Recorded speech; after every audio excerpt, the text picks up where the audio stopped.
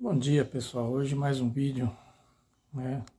Tentando passar um pouco de conhecimento para vocês, porque, como a gente bem sabe, a gente não aprende tudo na escola.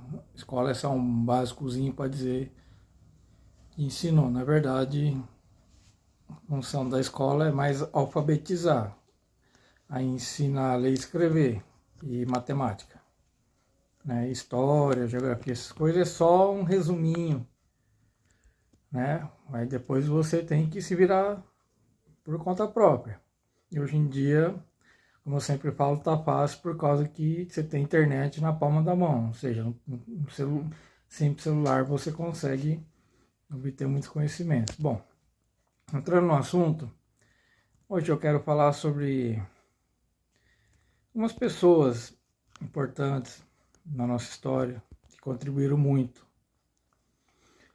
Vou começar com Albert Einstein, cientista alemão. Ele nasceu na Alemanha. Ele foi para os Estados Unidos quando estourou a Segunda Guerra. O Hitler estava querendo recrutar brilhantes cientistas para desenvolvimento de armas.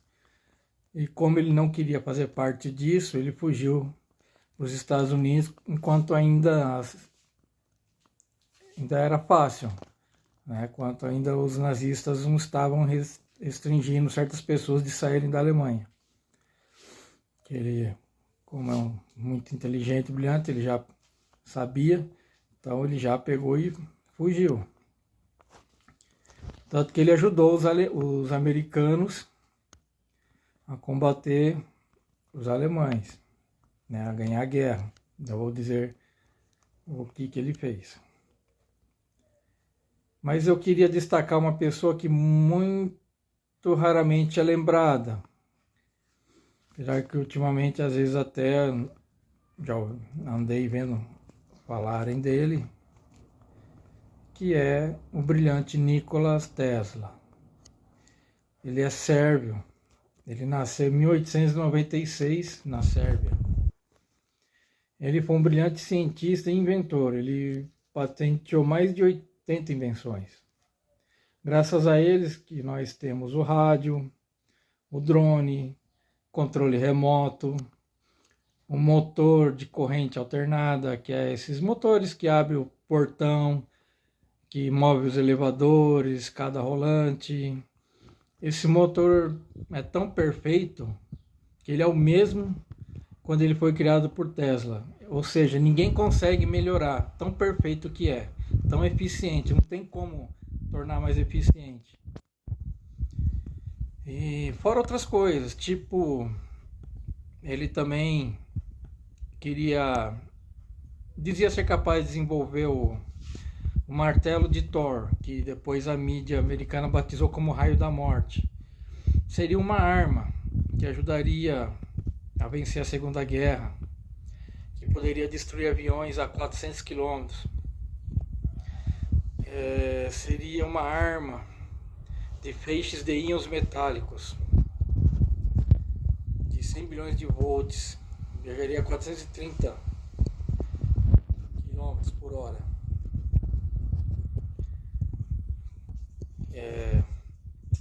Mas as pessoas duvidaram dele, ele é um protótipo, mas ele especula-se que ele desenvolveu um aparelho que causava terremoto. Tanto que uma vez em Nova York, o prédio onde tinha o laboratório dele começou a tremer como se tivesse um terremoto. A polícia foi chamada, disse que quando a polícia entrou ele estava quebrando esta máquina com o martelo. E ele era uma pessoa especial pelo seguinte: ele nunca namorou nem casou, ele dormia 4 horas por dia, ele achava perda de tempo dormir. Então ele ficava o tempo todo inventando. Ele dizia que ele conseguia ver as coisas que ele inventava como se fosse um holograma na frente dele, peça por peça, se encaixando. Ele era maravilhoso. Ele também criou a Torre de Tesla. Algumas pessoas já devem ter ouvido falar na Torre de Tesla. Essa Torre de Tesla, a função dela era transmitir eletricidade tanto pela terra como pelo ar. Ou seja, ele ia acabar com os fios. O seu celular estaria carregando o tempo todo no seu bolso. Não ia precisar ficar ligando em tomada, não ia ser desnecessário tomada. A TV ia estar sendo energizada o tempo todo. Só que isso levou ele até a ruína, porque o banqueiro que financiava ele perguntou: e como que eu vou cobrar por essa energia? Ele falou: não tem como cobrar, é para ser de graça mesmo. Aí o banqueiro cortou o patrocínio dele, o dinheiro. Tanto que ele morreu mais ou menos com 80 anos, num quarto de hotel. Ele vivia em quarto de hotel. Quando o hotel começava a ficar muito caro as despesas, ele se mudava para outro hotel. Ele nunca teve muito dinheiro. Ele não pensava em dinheiro. Ele queria que a gente tivesse energia de graça o tempo todo. Esse raio da morte também, ele falava que se ele desenvolvesse, ele ia dar para todos os países esse projeto, para que todos os países tivessem essa arma, porque aí ele pensava que se os países tivessem uma arma dessa, ninguém atacaria ninguém, então poderia acabar com as guerras. E outra pessoa também, muita gente não conhece, é o cientista também alemão Wernher von Braun. Ele sim não teve escapatória. Hitler recrutou. Ele foi trabalhar para o Hitler, partido nazista, entrou no partido nazista sem muita opção. E ele era mestre em foguete.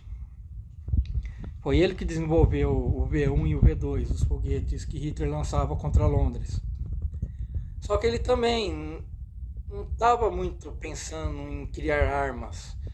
O sonho dele, desde criança, era o espaço. Era criar foguetes para ir para o espaço. Tanto que, se vocês pesquisarem, eu aconselho pesquisa no YouTube, pelo History Channel.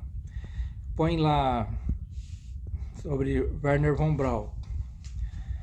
Ele foi a Operação Paperclip, se eu não me engano foi a Operação Paperclip, que ele também fugiu para os Estados Unidos. Ele fez um acordo secreto com os americanos, que ele iria para os Estados Unidos trabalhar para os americanos, mas não para desenvolver arma, mas para o projeto espacial americano. E em troca, os americanos teriam que levar 100 cientistas alemães que trabalhavam com ele, para ele, junto. E isso foi feito. Ele mais 100 cientistas foram para os Estados Unidos. Foi ele que ajudou a NASA, né, nos foguetes da NASA, que levou os astronautas para a Lua. E é isso, pessoal. A gente tem que saber, conhecer, né, tanta maravilha que tem no mundo, quem foi as mentes brilhantes por trás de todas essas coisas que a gente desfruta. Tem o Einstein, desenvolveu a teoria da relatividade, isso deu um alcance para a ciência enorme, né? A ciência avançou muito através da relatividade de Einstein. Infelizmente essas coisas não são ensinadas na escola, né? Mas todo mundo tem que saber. Eu falo que história é importante não só para a gente saber, né, a nossa história, que nossos antepassados fizeram, quem fez o que, mas para a gente também aprender com nossos erros. No caso, um exemplo mais recente foi a Segunda Guerra, onde o povo alemão depositou sua confiança e sua esperança no Hitler, e deu no que deu, né?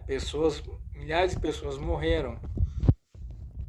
E não pense você que alemães também não morreram, porque se você fosse contra Hitler, se você recusasse a fuzilar uma criança por dó, você era punido ou até fuzilado junto. Então não tinha para onde correr.